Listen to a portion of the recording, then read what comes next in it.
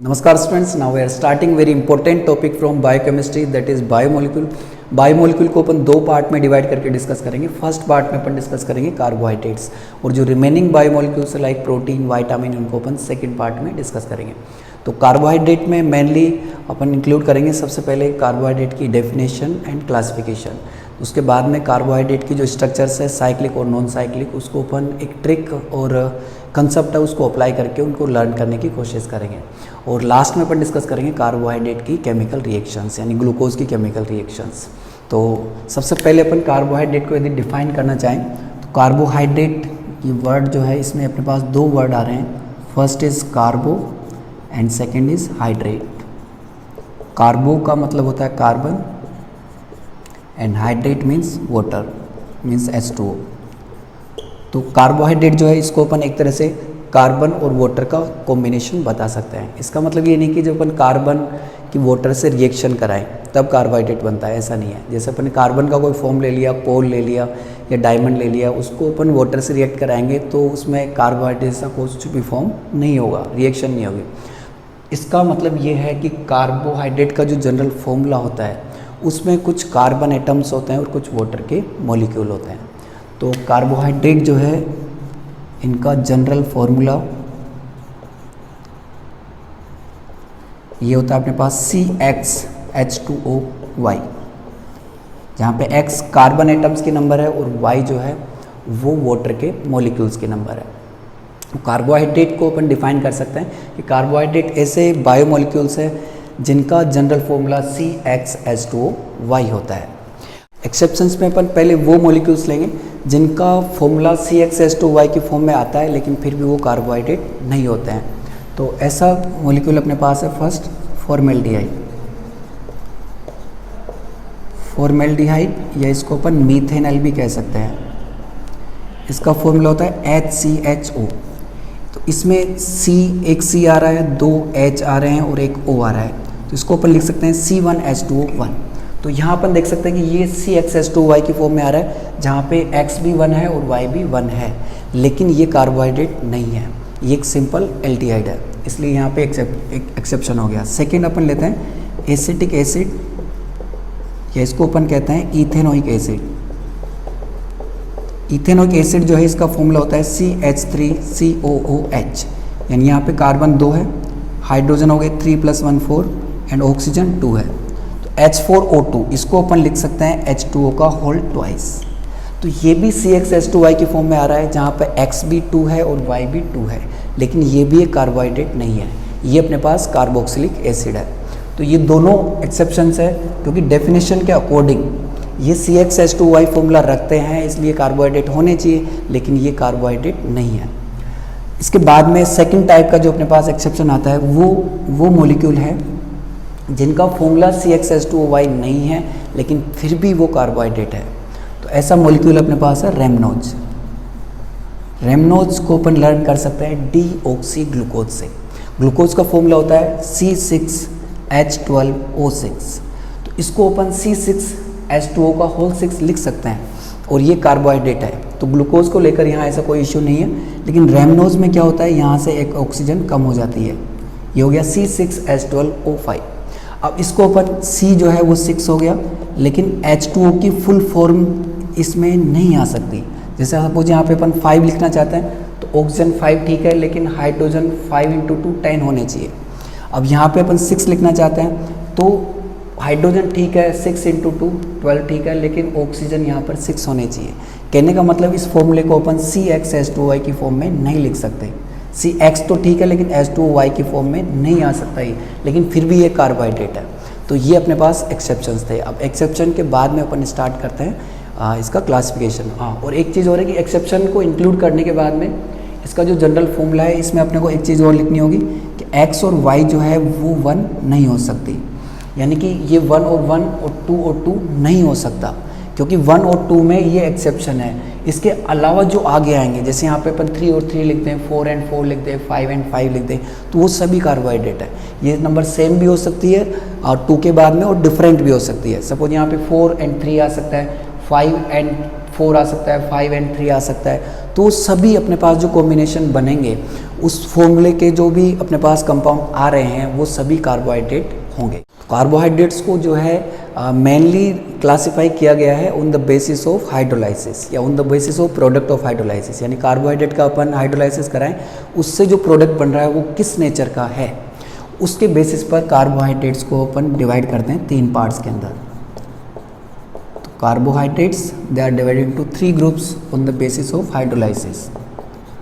On the basis of hydrolysis, carbohydrates are divided into 3 groups. First is monosaccharide, second is oligosaccharide, and third one is polysaccharide. तो 3 type के अपने पास carbohydrates है, जिसमें यहाँ पर word wise अपन देखते हैं तो मोनो का मतलब होता है 1 एंड सैकराइड मीन्स शुगर। इसका मतलब ये है कि इसमें मोनोसेक्राइड में जो होता है एक शुगर का मॉलिक्यूल होता है। शुगर जनरली अपन कार्बोहाइड्रेट्स को कहते हैं, ठीक है। अब कार्बोहाइड्रेट ही तीनों ही हैं, लेकिन मोनोसेक्राइड सिंगल कार्बोहाइड्रेट का मतलब है कि इसके मॉलिक्यूल में और ज़्यादा मॉलिक्यूल और ज़्यादा सिंपल जो कार्बोहाइड्रेट होते हैं वो जुड़े हुए नहीं रहते हैं। ये अपने आप में एक सिंगल मोइटी है। तो इसका जब अपन हाइड्रोलाइसिस कराएंगे तो इससे और ज़्यादा सिंपल अपने को कार्बोहाइड्रेट ऑब्टेन नहीं होंगे। जब इसमें और ज़्यादा सिंपल कार्बोहाइड्रेट जुड़े हुए है ही नहीं तो हाइड्रोलाइसिस कराने पर वो ऑब्टेन भी नहीं होंगे। हाइड्रोलाइसिस में अपनी ओरिजिनल फॉर्म के अंदर रहेगा। तो monosaccharide simplest type of carbohydrate है जिनका हाइड्रोलाइसिस कराने पर और ज़्यादा सिंपल कार्बोहाइड्रेट ऑब्टेन नहीं होता है। ओलिगोसेक्राइड जो है, यहाँ पर ओलिगो की मीनिंग होती है 2 to 10 and saccharide means sugar. तो 2 to 10 शुगर का मतलब यहाँ पे सिंगल शुगर से है, सिंगल शुगर का मतलब मोनोसेक्राइड। इसका मतलब यह है कि ओलिगोसेक्राइड जो है इसके एक मॉलिक्यूल के अंदर 2 से 10 मोनोसेक्राइड यूनिट्स आपस में जुड़ी हुई रहती है। तो इसका जब अपन हाइड्रोलाइसिस कराते हैं तो वही 2 से 10 मोनोसेक्राइड जो इसमें अटैच्ड है वो अपने को ऑब्टेन हो जाते हैं। तो ओलिगोसेक्राइड का मतलब है कि एक कार्बोहाइड्रेट जो हाइड्रोलाइसिस पर 2 से 10 यूनिट मोनोसेक्राइड्स की देता है उसको अपन ओलिगोसेक्राइड कहते हैं। पोली का यहाँ पर मतलब होता है मैनी, यानी कि more than 10 and saccharide means sugar. तो पॉलीसेक्राइड एक ऐसा कार्बोहाइड्रेट है जिसमें 10 से ज़्यादा सिंपल शुगर मतलब मोनोसेक्राइड, जिसमें 10 से ज़्यादा मोनोसेक्राइड यूनिट्स आपस में अटैच रहती है, यानी कि इनका हाइड्रोलाइसिस कराने पर वही 10 से ज़्यादा मोनोसेक्राइड यूनिट्स अपने को ऑब्टेन हो जाती है। अब ओलिगोसेक्राइड की यदि अपन बात करते हैं तो ओलिगोसेक्राइड भी आगे और डिवाइड होते हैं। ओलिगोसेक्राइड 2 से 10 मोनोसेक्राइड यूनिट देता है, तो जो ओलिगोसेक्राइड 2 मोनोसेक्राइड यूनिट देता है उसको अपन कहते हैं डाइसेक्राइड, ठीक है।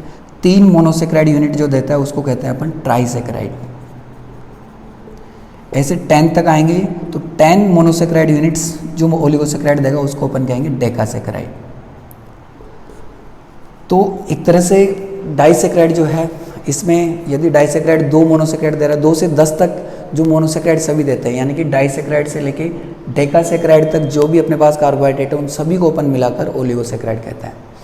अब इनको अपन एक जनरल फॉर्मूला है उससे भी आइडेंटिफाई कर सकते हैं। कार्बोहाइड्रेट का फॉर्मूला अपन ने लिखा CxH2O, जहाँ पे X और Y नंबर्स है। मोनोसेक्राइड का जो फॉर्मूला होता है ये होता है CnH2ON,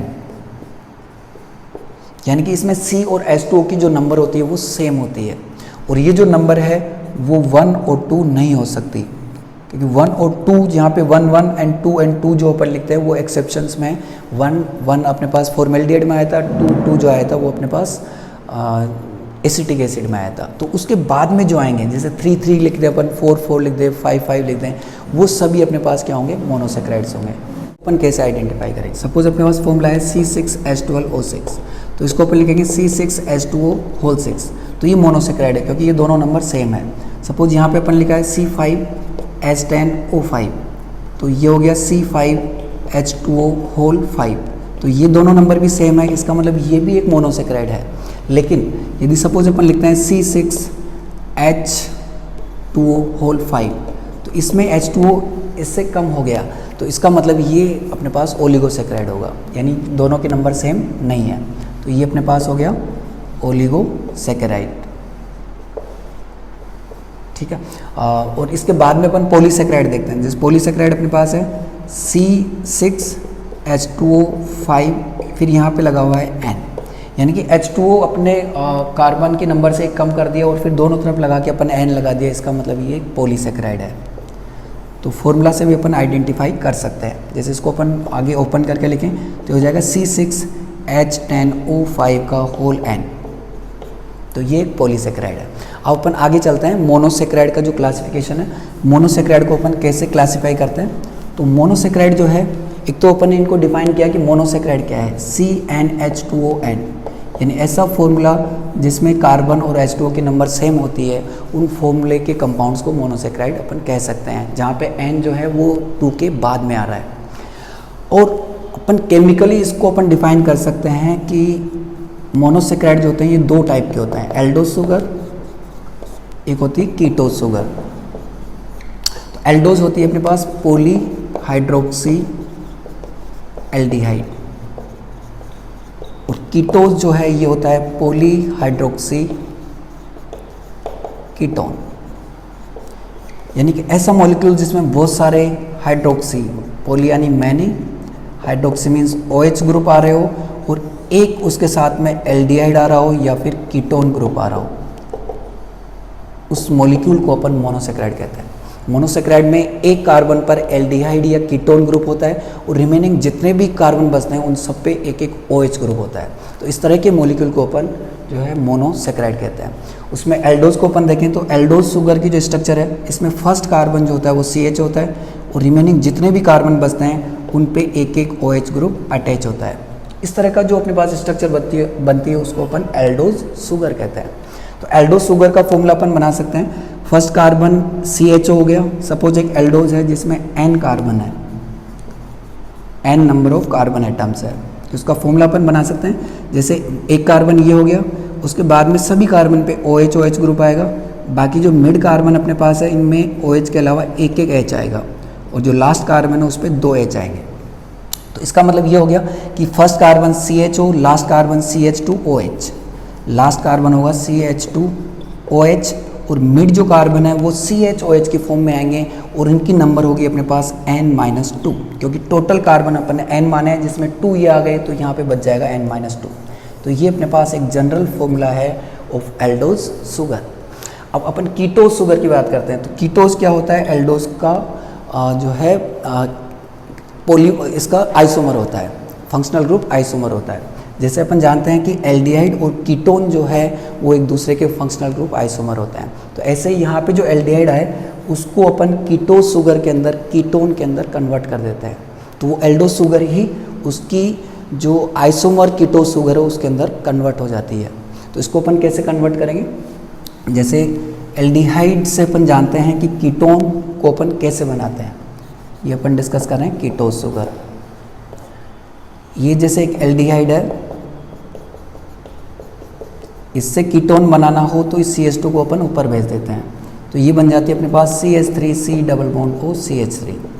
तो ये एल्डिहाइड से अपने पास क्या बन गया, कीटोन। इसी चीज़ को अप्लाई करके अपन जैसे एल्डिहाइड से कीटोन बनाए वैसे ही एल्डोज शुगर से अपन कीटोज शुगर बना सकते हैं। जैसे अपने पास एल्डोज शुगर है, ठीक है, इसका अपने को आइसोमर कीटोज शुगर बनाना हो तो पहले तो इस फॉर्मूला को जो है अपन लिखेंगे CHOH का अपन ऊपर ले लेंगे, फिर ये बच जाएगा CHOH N-3 एंड लास्ट में CH2OH। ये एल्डोज शुगर है जिसको अपन ऐसे लिख सकते हैं। पहले इन दोनों को अपन कंबाइन करके N-2 लिख रहे थे, अभी N-3, N-2 में से एक CHOH अपन ने हटा लिया तो बाकी बचे N-3। अब इस CHOH को अपन ऊपर भेजते हैं, जैसे अपन ने एल्डिहाइड से CH2 को ऊपर भेजा था कीटोन में कन्वर्ट करने के लिए। अब ये CHOH ऊपर जाके हो जाएगा CH2OH, बाकी बचा C+O, फिर अपने पास ये रह जाएगा CHOH N-3 एंड लास्ट में CH2OH। ये अपने पास CHOH N-3 एंड CH2OH। तो ये अपने पास एक कीटोज शुगर का जनरल फॉर्मूला है। तो अब अपने पास फर्दर अपन क्लासिफिकेशन पढ़ेंगे मोनोसेकेराइड का, जिसमें केवल N की वैल्यू चेंज करनी है, 3 ऑनवर्ड चलेगा। तो जैसे 3 कार्बन का मोनोसेकेराइड जो होता है उसमें यहाँ पर अपन 3 लिख देंगे तो वो उसका एल्डोज बनेगा, और यहाँ पे 3 लिख देंगे तो उसका कीटोज बनेगा। 4 कार्बन का जो मोनोसेकेराइड है उसमें यहाँ पे अपन 4 लिख देंगे और यहाँ पर भी 4 लिख देंगे, तो उस 4 कार्बन के मोनोसेकेराइड के एल्डोज और कीटोज फॉर्म अपने को ऑब्टेन हो जाएंगे। बात करेंगे मोनोसेक्राइड के फर्दर क्लासिफिकेशन की। तो मोनोसेक्राइड्स को जो है फर्दर क्लासिफाई किया गया on the basis of number of carbon atoms, यानी उनका जो फॉर्मूला है उसमें कितने कार्बन एटम्स प्रेजेंट है उसके बेसिस पे मोनोसेक्राइड्स को क्लासिफाई किया गया है। ये अपन जानते हैं कि जनरल फॉर्मूला मोनोसेक्राइड का होता है CnH2n, जहाँ पर n की जो वैल्यू है वो 1 और 2 नहीं हो सकती, 1 और 2 में एक्सेप्शन थे। तो ये जो वैल्यू है वो 3 and 3 हो सकती है, 4 and 4 हो सकती है, 5 and 5 एंड सो ऑन होगी, ठीक है। पर ये जो दोनों वैल्यू है अपने पास कार्बन एटम्स के नंबर और H2O मॉलिक्यूल्स के नंबर दोनों सेम होगी। उसके बाद में general formula, general name of group, यानी कि जो यहाँ पे फॉर्मूला बन रहा है जैसे C3H2O3 बन रहा है, C4H2O4 बन रहा है, उसका अपन नेम क्या देंगे। उसके नेम के लिए अपन प्रीफिक्स ऑफ n, जितना अपने पास n आ रहा है यानी जो नंबर आ रही है n में उसका अपन प्रीफिक्स लिखेंगे, उसके आगे ओज लगा देंगे। सपोज C3H2O3 है तो 3 यहाँ पर n है तो 3 का जो प्रीफिक्स होता है ट्राई और उसके आगे ओज लगाएंगे, यानी ये नेम हो जाएगा ट्राईओज, ठीक है। ऐसे C4H2O4 है तो उसमें N4 है, 4 जो है उसका प्रीफिक्स होता है टेट्रा, तो टेट्रा प्लस ओज उसमें हो जाएगा टेट्रोज, ठीक है। इस तरह से अपन उनका नेम देंगे। उसके बाद में इनके जो हर जो कैटेगरी है अपने पास जो यहाँ पर बनी है उसके 2 टाइप बनेंगे, एक एल्डोज एंड कीटोज। तो एल्डोज की स्ट्रक्चर ये है, कीटोज की स्ट्रक्चर ये चलती रहेगी, सेम जनरल स्ट्रक्चर ही है इनकी जो अपन ने इससे पहले डिस्कस की थी। बस इसमें जो चेंज है वो अपने को n की वैल्यू चेंज करनी है। सपोज यहाँ पे C3H2O3 है तो यहाँ पर अपन 3 रखेंगे तो उसका एल्डोज आ जाएगा, 3 कार्बन के मोनोसेक्राइड यानी कि ट्राईओज का एल्डोज आ जाएगा। और 3 का C3H2O3 का कीटोज बनाना हो तो यहाँ पर अपन 3 रख देंगे, 3 - 3 होके उसका कीटोज आ जाएगा, ठीक है। तो इस तरह से अपन इनको आगे बढ़ाएंगे। तो सबसे पहले अपन n की वैल्यू देखते हैं, तो मिनिमम वैल्यू ऑफ n यहाँ पर 3 हो सकती है, तो 3n रखते हैं तो ये 3n3 यानी फॉर्मूला बनेगा C3H2O3, इसको अपन C3H6O3 भी लिख सकते हैं। अब इसका नेम की यदि अपन बात करें तो इसमें जो नेम है वो आएगा ट्राईओज, क्योंकि 3 की जो मीनिंग हो, 3 के मतलब ट्राई होता है, ओज मीन्स मोनोसेक्राइड, ठीक है। अब इसका एल्डोज बनाना हो तो इसमें ये यहाँ पर जो n है उसकी जगह अपन रखेंगे 3, तो ये फॉर्मूला अपने पास आ गया CHOH 3 - 2 1 देन CH2OH। अब ये ट्रायोज का एल्डोज है इसलिए इसको अपन नेम देंगे एल्डो ट्रायोज। इसका कीटोज बनाना हो तो यहाँ पर अगेन अपन n की जगह 3 रखेंगे, तो 3 रखने पर ये होगा अपने पास CH2OH C double bond O then CHOH 3 - 3 0 and CH2OH। 0 का मतलब इसको अपन नहीं लिखेंगे, तो ये कीटोज है ट्रायोज का इसलिए इसका नेम होगा कीटो ट्रायोज, कीटो ट्रायोज ये, ठीक है। तो ये से ट्रायोज के बने अपने पास। नेक्स्ट यदि अपन देखते हैं तो यहाँ पर अपन N4 लेते हैं तो ये बन जाता है C4H2O4, इसको अपन लिख सकते हैं C4H8O4, ठीक है। अब आगे प्रॉब्लम होगी नहीं, केवल अपने को n की वैल्यू चेंज करनी है। तो नेम तो 4 के लिए अपने पास आता है टेट्रा, तो ये हो जाएगा टेट्रोज। और फॉर्मूला जो है वो बहुत सिंपल है, बस अब n की वैल्यू यहाँ पर 4 और यहाँ पर भी 4 रखनी है, ठीक है। तो यहाँ इसका जो एल्डोज बनेगा वो होगा CHO CHOH CH2OH CHOH। अब n - 2, n की जगह 4 है तो 4 - 2 ये हो जाएगा 2, यानी इससे एक ज़्यादा। और यहाँ पर होगा CH2OH C double bond O CHOH, यहाँ पर n की जगह 4 रखेंगे इधर से अपन कैटेगरी के अकॉर्डिंग, तो 4 - 3 ये हो जाएगा 1 देन CH2OH। इनके नेम की बात हो तो एल्डोज है टेट्रोज का इसलिए इसका नेम होगा एल्डो टेट्रोज, और एक कीटोज है टेट्रोज का तो इसका नेम होगा अपने पास कीटो टेट्रोज, कीटो टेट्रोज, ठीक है। इस तरह अपन नेक्स्ट कैटेगरी बनाते हैं, तो नेक्स्ट में n की जगह अपन रखेंगे 5, तो 5 के लिए फॉर्मूला होगा C5H2O5, इसको अपन लिख सकते हैं C5H10O5। इसका जो नेम होगा वो होगा अपने पास पेंटोज, क्योंकि यहाँ पे 5 के लिए प्रीफिक्स आएगा पेंट एंड देन ओज, पेंटोज। तो फॉर्मूला अपने को बनाना हो तो n की जगह यहाँ पर भी 5 और यहाँ पर भी 5 रख देंगे, तो इसका जो एल्डोज बनेगा CHO CHOH 5 - 2 यानी कि 3 देन CH2OH, ठीक है। ये एल्डोज है पेंटोज का। ये एल्डोज है पेंटोज का, इसलिए इसका नेम हो गया अपने पास एल्डो पेंटोज। इसका कीटोज बनाना हो तो यहाँ पर भी एन की जगह अपन 5 रख देंगे इधर से, तो ये फॉर्मूला बनेगा CH2OH C double bond O CHOH 5 - 3 2 then CH2OH। ये कीटोज है पेंटोज का, इसलिए इसका नेम होगा अपने पास कीटो पेंटोज, कीटो पेंटोज। यदि इनका एक एग्जाम्पल लेना हो एवरीडे लाइफ में या फिर जनरल किस कार्बोहाइड्रेट को अपन किस कैटेगरी में रखते हैं, इसका अपन एक एक एग्जाम्पल देखें तो एल्डो ट्रायोज जो है ये होता है ग्लिसरैल्डिहाइड, ये ग्लिसरैल्डिहाइड की स्ट्रक्चर है, ठीक है। ये अपने पास है डाई हाइड्रोक्सी एसीटोन की, डाई हाइड्रोक्सी एसीटोन जिसको अपन DHAB कहते हैं। Di H means hydroxy and A means acetone, di hydroxy acetone. तो कि ध्यान से देखें अपन तो ये एसीटोन है CH3COCH3 जिसमें एक एक H हटा के अपन ने 2 हाइड्रोक्सी यानी 2 OH ग्रुप अटैच कर दिए। अब इसका यदि अपन एग्जाम्पल देखें तो यह है इरिथ्रोज और यह है अपने पास इरिथ्रोलोज। ये अपने पास बहुत इंपॉर्टेंट शुगर है राइबोज जो RNA में होती है, और ये है अपने पास राइबोलोज जो अपने पास केल्विन साइकिल के अंदर फॉर्म होता है। तो इसी तरह अपन नेक्स्ट कैटेगरी बना सकते हैं। नेक्स्ट में यहाँ पर 6 लिखेंगे अपन, देखो इसी को कन्वर्ट कर देते हैं। जैसे यहाँ पे लिखे अपन 6 तो ये हो जाएगा 6 और ये भी 6, ये हो जाएगा C6H12O6। इसका जो नेम होगा अब 6 के लिए अपन हेक्सा लिखते हैं तो हेक्स प्लस ओज, ये अपने पास जो नेम होगा ये आएगा हेक्सोज। स्ट्रक्चर देखें इसका जो एल्डोज बनेगा उसमें यहाँ पे 6 लिखना होगा तो 6 - 2 ये हो जाएगा 4, और इसका जो नेम होगा ये एल्डोज है हेक्सोज का तो इसका नेम होगा एल्डो हेक्सोज, ठीक है। और इसका कीटोज बनाना हो तो यहाँ पर भी n की जगह 6 रखना होगा तो 6 - 3 ये हो जाएगा 3। तो ये कीटोज है हेक्सोज का तो इसका नेम होगा कीटो हेक्सोज। इनके एग्जाम्पल की बात करें अपन तो ये जो है अपने पास ग्लूकोज है और ये अपने पास जो है फ्रक्टोज है। तो ग्लूकोज और फ्रक्टोज अपन देख सकते हैं दोनों फंक्शनल ग्रुप आइसोमर्स है, दोनों के फॉर्मूला सेम है C6H26, लेकिन ग्लूकोज जो है वो एल्डिहाइड कंटेन करता है और फ्रक्टोज जो है वो कीटोन कंटेन करता है, यानी कि ग्लूकोज जो है वो एल्डोज शुगर है और फ्रक्टोज कीटोज शुगर है।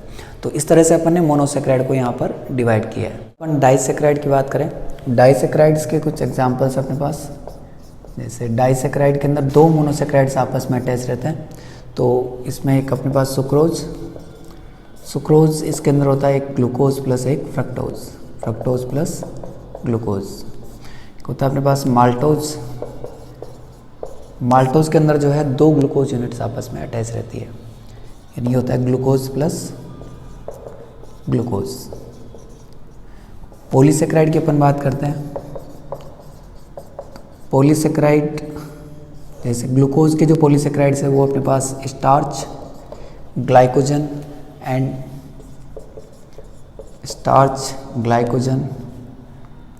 And cellulose. इनकी स्ट्रक्चर कैसे बनती है, कैसे इसमें ये दोनों कंबाइन होकर ये बनाते हैं, कैसे बहुत सारे ग्लूकोज जुड़ के स्टार्च बनाते हैं, ग्लाइकोजन बनाते हैं, सेलुलोज बनाते हैं, ये इनका जो स्ट्रक्चर वाला जो पार्ट आएगा उसमें अपन डिटेल से डिस्कस करेंगे। अब ये जो क्लासिफिकेशन था फर्स्ट अपने पास ये कंप्लीट हुआ, जिसमें अपन ने कार्बोहाइड्रेट्स को क्लासिफाई किया on the basis of hydrolysis या on the basis of product of hydrolysis. अब जो सेकंड क्लासिफिकेशन है वो है on the basis of their reducing strength. Last में अपन क्लासिफिकेशन देखना है कार्बोहाइड्रेट्स का on the basis of reducing nature. तो रिड्यूसिंग नेचर के बेसिस पे कार्बोहाइड्रेट 2 टाइप के होते हैं, reducing sugar and non reducing sugar. Sugar भी अपन कार्बोहाइड्रेट्स को कहते हैं। तो इसमें रिड्यूसिंग कैपेसिटी होती है, इसमें रिड्यूसिंग कैपेसिटी नहीं होती, ये तो अपने को नाम से पता लग रहा है। अब ये रिड्यूसिंग कैपेसिटी क्यों होती है और कैसी होती है उसको अपन देखते हैं। तो रिड्यूसिंग शुगर्स के अंदर दे हैव फ्री एल्डिहाइड और ketone group, they have free aldehyde और कीटोन ग्रुप। तो अपन जानते हैं कि एल्डिहाइड और कीटोन जो होता है ये फेलिंग सॉल्यूशन, टोलेंस रिएजेंट इनको रिड्यूस कर देता है। तो इनके अंदर फ्री एल्डिहाइड या कीटोन ग्रुप होता है। तो इन ग्रुप्स की वजह से ये जो शुगर्स अपने पास reducing sugars, they also reduce Fehling solution और टोलेंस रिएजेंट। ठीक है, नॉन रिड्यूसिंग शुगर की बात करते हैं। तो नॉन रिड्यूसिंग शुगर्स के अंदर फ्री एल्डिहाइड या कीटोन नहीं होता। They don't have free aldehyde और कीटोन ग्रुप। तो इन ग्रुप्स की वजह से जो रिडक्शन हो रहा है वो भी इनके अंदर नहीं होगा, यानी they don't reduce filing solution और टोलेंस रिएजेंट। अब इनके यदि अपन एग्जाम्पल्स की बात करते हैं तो देखो, रिड्यूसिंग शुगर्स के अंदर आते हैं all monosaccharides. All monosaccharides are reducing sugar. इनके स्ट्रक्चर से भी क्लियर हो जाता है। जैसे मोनोसेक्राइड्स की अपने टेबल बनाई थी जिसमें बहुत सारे मोनोसेक्राइड थे, एल्डोज, कीटोज। तो एल्डोज शुगर्स में फर्स्ट कार्बन पे CHO ग्रुप आ रहा था, कीटोज में सेकंड कार्बन पे कीटोन ग्रुप आ रहा था, C डबल बॉन्ड O। तो इसका मतलब सभी मोनोसेक्राइड्स में फ्री एल्डिहाइड या कीटोन होते हैं, जिसकी वजह से इन चीज़ों को रिड्यूस कर देते हैं। अब अपन पॉलीसेक्राइड की बात करते हैं। पॉलीसेक्राइड में भी बहुत सारे मोनोसेक्राइड आपस में जुड़े होते हैं, लेकिन उस जुड़ने में जब मोनोसेक्राइड यूनिट्स आपस में जुड़ के पॉलीसेक्राइड्स बनाती है तो उस प्रोसेस में उनके जो बॉन्ड होते हैं एल्डिहाइड और कीटोन, वो आपस में बॉन्ड बना लेते हैं और वो फ्री नहीं होते, बॉन्डेड फॉर्म में होते हैं। और बॉन्डेड एल्डिहाइड या कीटोन जो होता है ये रिड्यूस नहीं कर पाता, इन चीज़ों को रिड्यूस नहीं कर पाता। तो इसकी वजह से जो पॉलीसेक्राइड्स होते हैं, all polysaccharides like starch, glycogen, cellulose, ये सभी नॉन रिड्यूसिंग होते हैं, क्योंकि इनके अंदर एल्डिहाइड या कीटोन जो होते हैं वो प्रेजेंट तो होते हैं लेकिन वो बॉन्डेड फॉर्म में होते हैं। अब डाइसेक्राइड की अपन बात करें तो डाइसेक्राइड रिड्यूसिंग भी हो सकता है, नॉन रिड्यूसिंग भी हो सकता है। डिपेंड करता है कि डाइसेक्राइड में एल्डिहाइड कीटोन जो है मोनोसेक्राइड को वो आपस में जुड़ा हुआ है या नहीं जुड़ा हुआ। तो माल्टोज जो है वो रिड्यूसिंग शुगर है और सुक्रोज जो है वो नॉन रिड्यूसिंग शुगर है, क्योंकि माल्टोज के अंदर जो दो ग्लूकोज यूनिट आपस में जुड़ी हुई होती है उनमें एक ग्लूकोज यूनिट का CHO ग्रुप बॉन्डेड होता है, जबकि दूसरी ग्लूकोज यूनिट में फ्री CHO ग्रुप पाया होता है। तो इसकी वजह से माल्टोज जो है एक CHO ग्रुप प्रेजेंट होने की वजह से रिड्यूसिंग शुगर है। जबकि सुक्रोज में होता है ग्लूकोज प्लस फ्रक्टोज। तो ग्लूकोज का एल्डिहाइड और फ्रक्टोज का कीटोन जो है वो सुक्रोज के स्ट्रक्चर में आपस में बॉन्डेड फॉर्म में होता है। इसकी वजह से जो सुक्रोज है वो नॉन रिड्यूसिंग शुगर है। So now the video is complete. इसमें अपन ने ग्लूकोज कार्बोहाइड्रेट की डेफिनेशन, उसके एक्सेप्शन और क्लासिफिकेशन के बारे में डिस्कस किया। Now in the next video will discuss about the structures of carbohydrate.